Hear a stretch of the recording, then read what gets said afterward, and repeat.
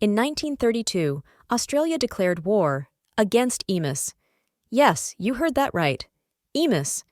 Farmers were desperate because these large birds were ravaging crops in Western Australia. The government sent in soldiers with machine guns to deal with the emu invasion. The military set up machine guns and began the hunt, but the emus quickly outmaneuvered them.